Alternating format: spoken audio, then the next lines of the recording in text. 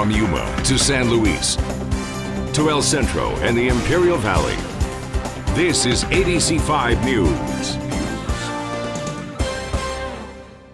They gave me a letter at school one day, and I didn't even open it. I waited till I got home and gave it to my parents, and they read it, and then they came and sat me down and read it to me, and I was super excited. A Kofa High School football player is kicking his way to the top and making a pretty big name for himself at a big bowl game. Good evening. Thanks so much for joining me. I'm Anna Hayes, and you're watching your local news on ABC5. We'll have more on that fun story coming up in a couple of minutes. But first, plans for a permanent memorial are finally in motion in Tucson, honoring those who perished and suffered injuries during the January 8th shooting nearly 3 years ago. One of those, former U.S. Representative Gabrielle Giffords. Your local news anchor Anna Chalk joins me now with the details. Hey, Anna. Good evening, Anna Hayes. Many say this has been a long time in the making, and it will still take a long time to complete, possibly even several years. But today, organizers did announce plans to build that permanent memorial. Giffords, as you know, was one of the 13 people who were injured in that shooting. She and many others said that they are glad to hear the news today. After much debate and deliberation with stakeholders, a memorial site has been chosen. It will be in Tucson, downtown, at the old Pima County Courthouse. She believed, as I do, and I think every elected official I know, that in order to do our job, we have to be accessible to the people who put us in office.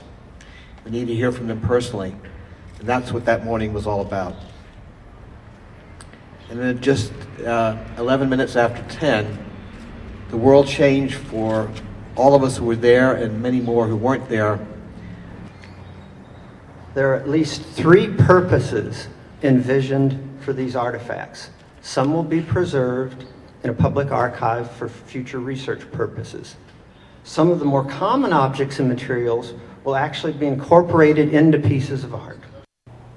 Now, the exhibit will be partially indoors and outdoors, stretching from the first floor of the court building to the downtown Presidio. And again, that's in Tucson. It will feature hundreds of items, as you heard, including letters, candles, flags, and other items that were placed in storage after makeshift memorials were built across the city in the days after that attack.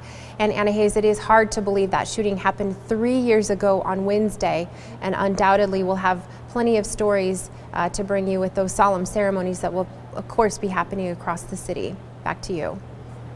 Anna, thanks. A federal judge ruled today that Chicago's gun ban is unconstitutional. The city wanted to ban virtually all sales and transfers of firearms. U.S. District Judge Edmund Chang said he realizes that officials are trying to stop gun violence, but added certain fundamental rights are protected by the Constitution. The FBI's latest annual crime report showed Chicago had 500 homicides in 2012, up from 431 in 2011. And back here locally, the Yuma County Board of Supervisors has its own set of New Year's resolutions and has officially started working towards those new goals. Your local news reporter Patrick Hayes joins me now, and he has more on the story. Hi there, Patrick.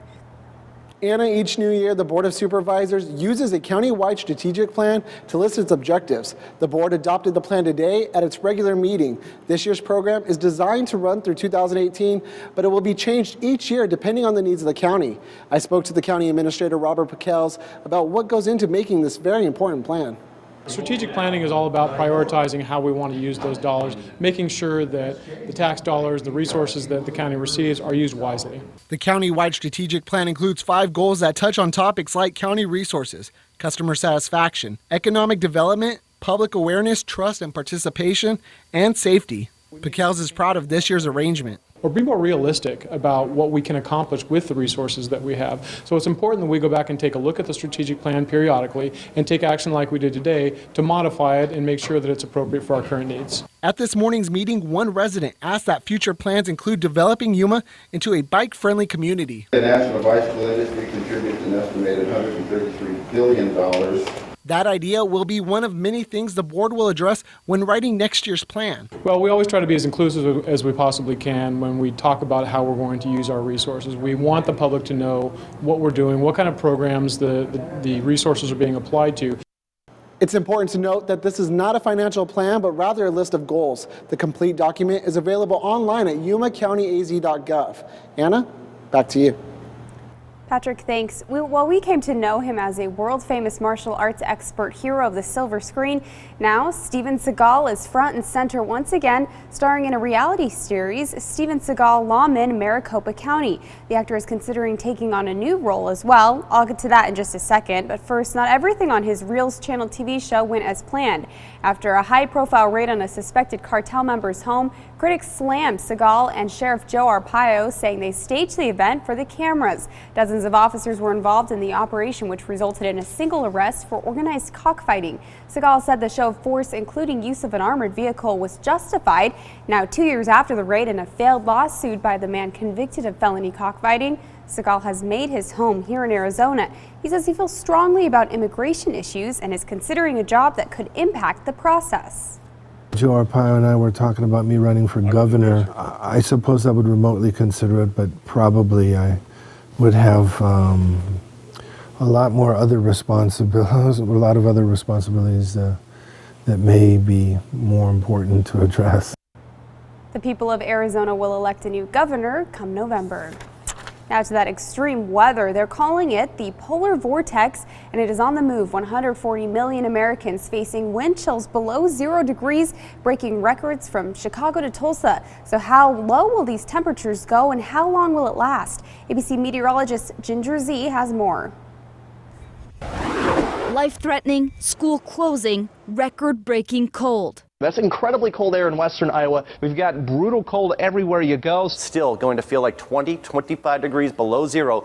The scenes from our sub-zero nation are stunning tonight. From zero visibility in Michigan to the tundra once called Ohio. It was a don't go outside day in Kansas City. Chicagoans renaming their land Shiberia. Lake Michigan steaming as temps bottomed out at a record-breaking 16 below zero. The governor of Illinois declaring a state of emergency. And in Indiana, one day after a major snow, a state of disaster and a severe warning from the governor.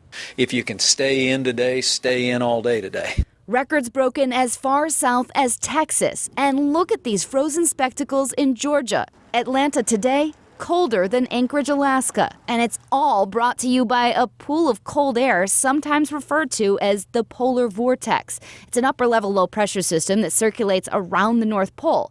Many times it reaches central Canada. And in this case, the jet stream bending just far south enough to allow that counterclockwise spinning low to dig life-threatening cold into the lower 48. Even shipping is affected. This Coast Guard icebreaker in northern Michigan working around the clock to keep the shipping lanes open. The ice here hasn't frozen this early since the 1930s. This is the kind of stuff that we're breaking through right now. That ice is a foot thick. That was Ginger Z reporting for us, and it's a different story for us here in Yuma. I'm happy to report while much of the nation is below zero, we are sitting at 50 degrees and El Centro is at 51. You're looking at a live picture with our Remax tower camera, brand new, very cool. Let's check in now with Nicole Gomez for a look at our weather. Hey, Nicole. While much of the country is dealing with very cold temperatures, we're sitting in the 70s across our viewing area. 73 was the high in El Centro, 70 for Mexicali. We also had a high of 70 degrees in Yuma, and as you can see, very comfortable temperatures is what we had today in the forecast. Now, the nice weather will continue. We'll even have slightly above normal temperatures, but I'll let you know if we'll possibly see rain or even stronger winds. That's all coming up in your local weather. Back to you. Now to the story I first told you about at the top of the hour. The high school football season is over for most here in Yuma, but one Kofa senior is still making waves on the gridiron. Your local news reporter Karen Bright had a one-on-one with a kid who is kicking his way to the big time. Anna, Kofa senior Chris Gacci is one of 90 high school athletes from across the country who will play in the Blue-Gray All-American Bowl this Saturday in Tampa, Florida. He was selected from a field of nearly 7,000 and took some time out of his prep today to talk to me about his extended season.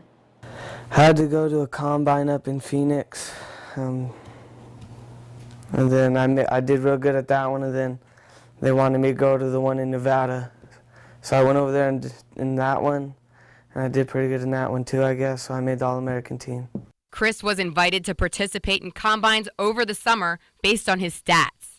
There, his physical abilities were tested and compared to other athletes across the country. I had to do a 40-yard dash, I had to do bench press, I had to do how far I can jump. all kinds of stuff. Very stressful because you say this other guy next to you did really good, and then you're pressured because you have to do just as good, if not better. Chris says he heard nothing for over a month after the second test until they gave me a letter at school one day, and I didn't even open it. I waited till I got home and gave it to my parents, and they read it, and then they came and sat me down and read it to me, and I was super excited. There were just 3 Yuma football players invited to try out. Chris was the only athlete selected. He will be the kicker for Team West, a position he only started playing this year. Our original kicker got hurt, sprained his ankle, and then they called me up, and then I just stayed even after he healed. I just stayed as kicker. Once in Tampa, Chris will be coached by former NFL staff and players. And this high school senior is looking forward to the experience. I think it's going to be a great honor for them to be my coach. They're going to teach me a whole lot of new stuff. And I am proud to be supporting us Yuma people. And Anna, even though he says he's nervous, Chris is also a very humble and confident competitor. He told me that this will be his first trip to Florida, and he can't wait to see what it feels like to run out at Raymond J. Stadium, home of the Tampa Bay Buccaneers. Best of luck to him, Karen. Thanks. Well, mixed martial arts fighter Joseph Torres fought off 4 men who tried to break into his house on New Year's Day. Torres is the fighter wearing yellow shorts you can see here in this video. Police say Torres killed 1 man and had another hospitalized. The altercation apparently stemmed from an incident on New Year's Eve. Torres was home with his son, his fiance, and his fiance's sister at the time. The 3 men have been arrested and are facing numerous charges. Here's a look at what's straight ahead right here on your local news. An update on the California girl who doctors say is brain dead and her family's battle to keep her on life support. And do you think pot should be legal in every state? Welcome back. A woman was arrested at Calipatria State Prison for allegedly participating in lewd acts with an inmate during visitation. 22-year-old Gabriela Cortez was visiting first-degree murder convict Miguel Vasquez on Sunday. Officers say Cortez and Vasquez were sitting with Vasquez's mother and siblings when prison staff saw them acting suspiciously. Lieutenant Everardo Silva says Cortez was questioned and confirmed she had acted inappropriately with Vasquez. Cortez was arrested and booked into Imperial County Jail on felony charges. A 13-year-old Northern California girl declared brain dead by doctors is now being treated at a new facility. The teen's family moved her overnight after a lengthy court battle and is keeping her location a secret. ABC's Brandy Hitt has the very latest. Jahai is safely on the ground. It's the moment Jahai McMath's family has been waiting for. Her uncle captured this video of the 13-year-old California girl who has been declared brain dead being moved to a new undisclosed facility that has already started treating her. They're giving her everything that a person who should have a chance to live would be getting. She's going to be treated like the innocent little girl that she is and not like a deceased body the way Children's Hospital has been treating her. It's been nearly a month since doctors at Children's Hospital of Oakland and a court-ordered neurologist declared Jahai brain dead after a tonsillectomy. But her family insists she is alive and has shown signs of movement. I even think I saw her smile when they took her out of Children's Hospital. After a bitter court battle, a critical care team moved the 13-year-old late Sunday, still attached to a ventilator, but without a feeding tube. It's morally and unethical to give a deceased person any kind of surgical procedure. And Jahai's family is refusing to disclose the location of her new treatment facility. And that's due to privacy reasons and for safety reasons. Me and Chris both have received a lot of threats. A judge has ruled Jahai's mother is now accountable for any developments in her care. The teen's family also says it has not ruled out filing a lawsuit in this case. Brandy Hitt, ABC News, Los Angeles. Well, there's high support for legalizing marijuana. That's according to a new CNN poll. 55% of Americans surveyed say marijuana should be made legal. 44% do not. 35% believe smoking marijuana is morally wrong. That's a big drop from 70% in 1987. The survey found Republicans and Southerners, I should say, are the only major demographic group who still opposes the legal use of pot. More than 1,000 adults nationwide were questioned during this poll. The overall sampling error is plus or minus 3 percentage points. The U.S. Senate Monday confirmed Janet Yellen as the next leader of the Federal Reserve. Yellen, who is currently the vice chair of the Fed, is the first woman to lead the institution in its 100-year history. She succeeds Ben Bernanke, whose second term ends this month. Yellen is slated to take over February 1st. In a statement, President Barack Obama called her a fierce champion who will stand up for American workers, protect consumers, and help grow the economy. And Senate Majority Leader Harry Reid has pushed back a key procedural vote on a 3-month extension of long-term unemployment benefits. The vote, originally scheduled for this evening, had to be delayed until tomorrow. That's because several senators haven't returned to Washington from their holiday breaks due to the weather-related flight delays. Democrats are hoping to pass a $6.4 billion aid plan to out-of-work Americans whose jobless benefits expired last month. Republicans argue the bill would hurt the economy and job creation. And former President George H.W. Bush and wife Barbara are celebrating their 69th wedding anniversary tonight. They were married on this day in 1945 while he was home on leave from the Navy during World War II. Celebrations were reportedly low-key as Barbara Bush was released from the hospital over the weekend after a bout with pneumonia. Say what you want about this politicking, no one can argue that Bush Sr. got this one right. And coming up just after the break, we'll check in with Nicole Gomez once again, and she has a complete look at our local weather forecast. This is your local news on ABC 5. Stay with us. Watching your local news on ABC 5 with Anna Hayes and Nicole Gomez with weather.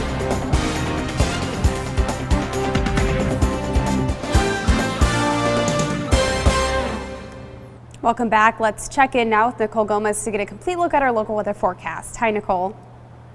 Well, it was a beautiful day across the valley today, and the nice weather will continue. We have high pressure bringing us plenty of sunshine and very comfortable temperatures.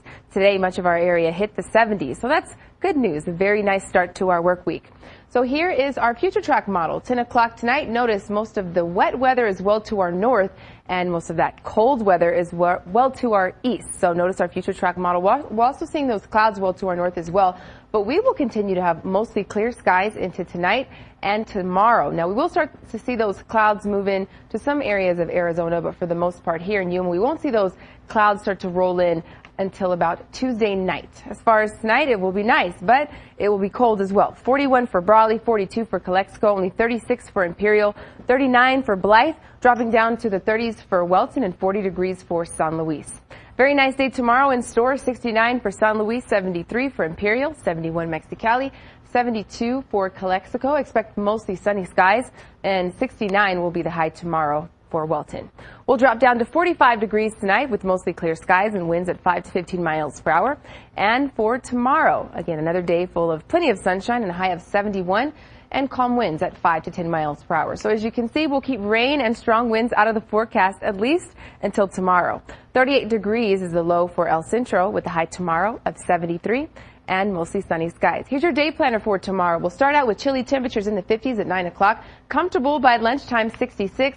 And our forecast high for tomorrow, 71 degrees. Your 7-day forecast looks like this. Will remain in the 70s. Again, that rain will remain out of the forecast, but expect stronger winds on Thursday and Friday. We'll have 70s for the weekend and the start of your work week. Monday, look for a high of 73. Back to you. Thanks so much, Nicole. Now we head overseas. There's a worrying new sign that Al-Qaeda is on the march in 2 countries cracked by war, one of them Iraq, where so many brave American troops fought to create a future. Here's the ABC's chief foreign correspondent, Terry Moran, on this extremist rising.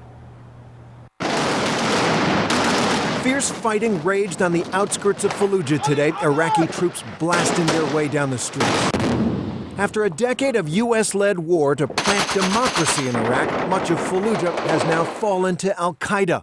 The terror group's infamous black flag flies openly there now, and its masked soldiers are everywhere, RPG launchers in hand. Al-Qaeda's takeover of Fallujah brings back bitter memories for Americans. It was here in 2004 that U.S. Marines fought a ferocious house-to-house battle against Iraqi insurgents. More than 100 Marines gave their lives to pacify the city, and hundreds more were injured. Today, with American troops out of Iraq, security has collapsed, and the civil war in next-door Syria, where al-Qaeda fighters are growing in strength and taking the lead among rebel forces, is now spilling over freely into Iraq. The fear now is that al-Qaeda might actually form its own state, its own power base within the chaos. Secretary of State Kerry said this weekend the U.S. stands ready to help Iraq in this battle to a point. We're not contemplating putting boots on the ground. This is their fight. And right now, they're losing it. Terry Moran, ABC News, London. And here's a look at what's straight ahead on your local news. Tech nerds, it's your favorite week. A look at this year's Consumer Electronics Show. But first, here's what you'll catch tonight if you watch Jimmy Kimmel here on ABC5. Thanks, and take a gander at what's up with us after the news. What goes on in the fantasy suite? Be honest. Don't kiss and tell, buddy. I don't kiss and tell. Okay, so there's kissing.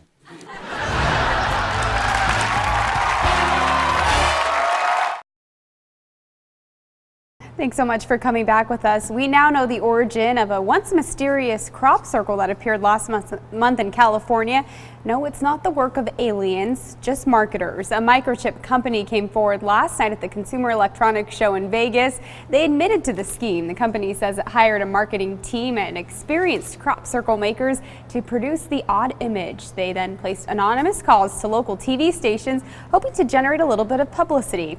It worked. The story went viral by New Year's Eve and drew crowds of curious onlookers before it was mowed down. The company says it hid clues in the crop patterns to the origin using Braille symbols. Very interesting. And International CES has changed a little over the years, but the big event provides some insight into just how tightly intertwined smartphones, tablets, apps, and other gadgets have become with just about everything that we do. Karen Kaifa is in Las Vegas today with our Consumer Watch. Yes, it's January, but to tech lovers and gadget gurus, Monday was like Christmas Eve in Las Vegas. Final touches before International CES, the consumer electronics industry's big show, unwraps for the public. Some say the show has lost that cutting-edge feel in recent years, but Consumer Reports electronics editor Glenn Darien says it's really the change in the times. Things that are not your traditional consumer electronics are becoming big at the show, and some other industries have found their way into the electronic show as well. In addition to automakers showing off their wares, there are things like home appliances sharing the floor, revealing how technology has permeated all aspects of life. Among top trends at the show this week, defining the new arena of wearable tech. The Google glasses in the height of sophistication, all the way down to a pedometer at the lower end of it, where it's just tracking how many steps you took that day. And a device can fall anywhere along the spectrum there. I think you're going to start to see things get more and more advanced over time, though, as the cost to make something like that drops. And there's still room for big TVs. One update at this year's show, curved screens like this one from Samsung. For Consumer Watch in Las Vegas, I'm Karen Kaifa. Lots of cool gadgets, and here's one. Google is preparing to put Android in your car. The tech giant announced it's joined forces with General Motors, Audi, Honda, and Hyundai to make it happen. It's called the Open Automotive Alliance. The goal is to enable people to use Android devices and apps directly with their car for navigation and infotainment. Excuse me, the news comes a day before the official opening of the Consumer Electronics Show in Las Vegas.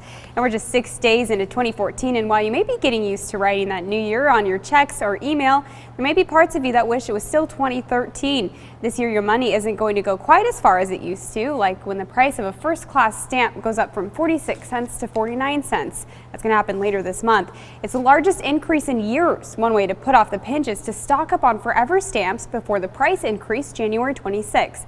And some food could cost more. December honey prices were up 7% from the beginning of 2013, and demand continues to grow while production is falling. Experts predict bad weather in cocoa-producing countries could mean chocolate prices will jump 3% this year, especially if you're into eating dark chocolate. And staying home could also impact your bottom line. A market research firm predicts apartment rents will go up more than 3% this year, and home prices could jump almost 5%, while mortgage rates have risen 1% from the same time last year. Well, there's still lots ahead right here on your local news. We'll introduce you to this furry ball of cuteness at the National Zoo in Washington, D.C. That story and more after the break.